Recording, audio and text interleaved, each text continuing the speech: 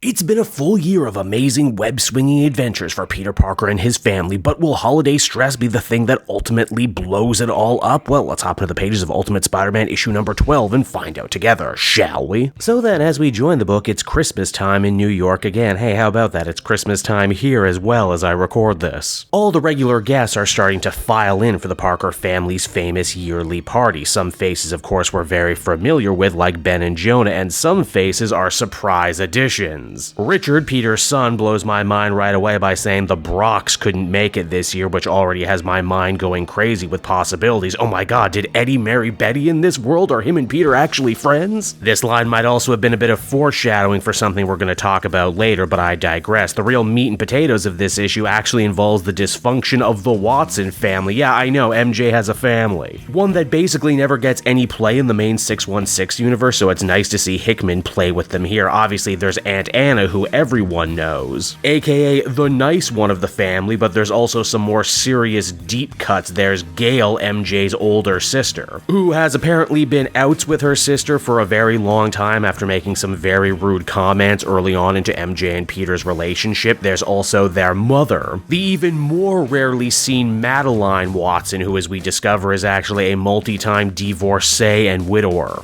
who, judging by her demeanor all throughout this issue, I'm guessing those former husbands all froze to death, because seriously, this lady is icy beyond all words and description. She tears a massive strip out of MJ right away for getting her party catered and implies that she's somehow less of a real woman because she never actually learned how to cook. Oh, but then it gets even better as Madeline starts pumping MJ for information regarding Uncle Ben and how he's taking the death of Aunt May, implying that she is going to take a run at him at some point during the party. Wow. I mean, like, good for Ben that he's still desirable and everything at his age, but geez, I don't think this guy wants to be husband number 4. All throughout the issue, too, little May is playing on her mother MJ's phone. As Gwen Stacy continually tries to call, MJ ends up brushing the whole thing off, as she has enough women in this apartment right now who hate her. She doesn't need to also invite Gwen into this dysfunction. The worst part is that Gail and her mother basically invited themselves to the party and dropped in with little to no heads up, which is making things way worse. Turns out Madeline is actually hoping to crash with her sister Anna while she finds out what her next move is going to be, which obviously Anna wants no part of. She's old and tired and is pretty much sick of her sister's crap. She was also having a very nice conversation with Ben about raising children, which ended up getting crashed. Another small blink and you'll miss it moment that I really quite appreciated is that Richard Parker actually did finish the book that Jonah had given him several issues ago. He liked it too. And the two end up continuing their fun little mentor-mentee relationship. Interesting too, as Richard has questions about the matters of the heart to ask Jonah, again implying that he was married at some point, though he doesn't mention any spouses or any possible children that might still be running around out there.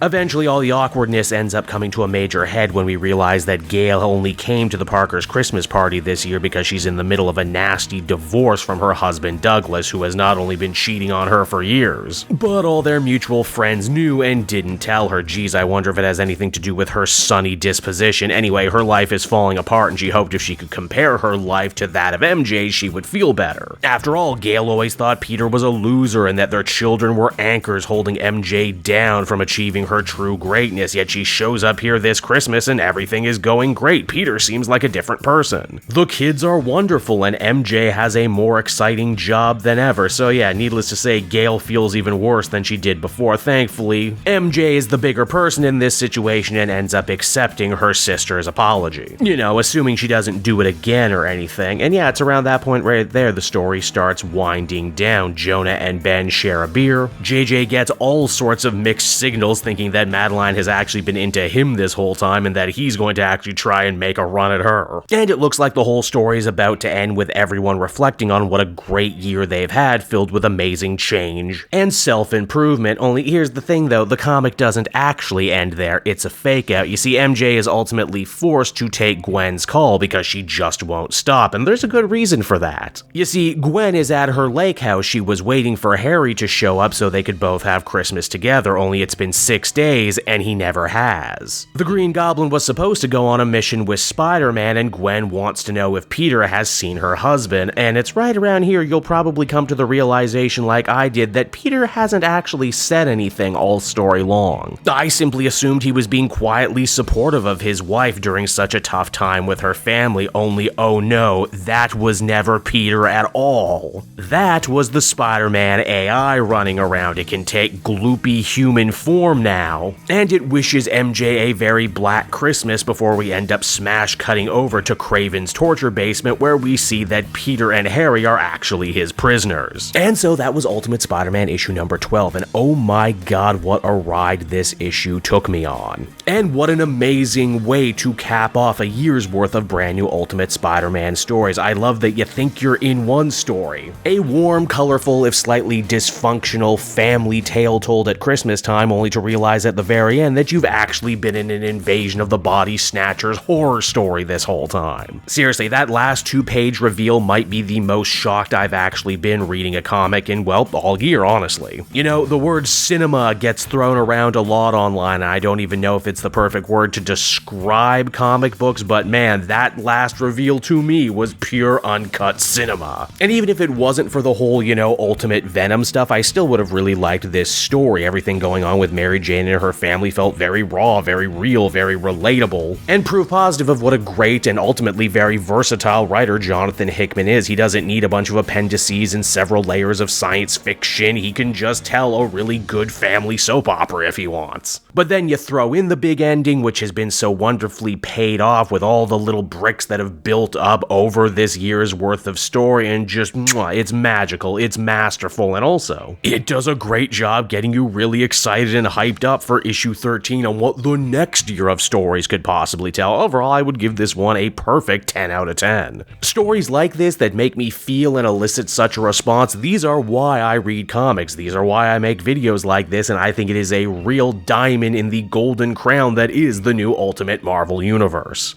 Hey there everyone, it's your pal Cape Jewel again, and if you're seeing my face right now, that means you watched to the end of the video, and I'll always be grateful for that. Retention helps in this crazy YouTube game, and so does becoming a patron. If you head on down to the description, you can find a link to my Patreon page. Recently just redid all the tiers, a lot of cool stuff offering up there, exclusive commentaries, exclusive polls, behind the scenes concept art for Capes and Quest, that's the brand new D&D show I've started soon. Never been a better time to become a patron. You can become a patron for as little as $1 a month and help the channel grow and, you know, help me continue to deliver content like what you just saw. So I want to thank you all, and I will see you again next time. Bye-bye.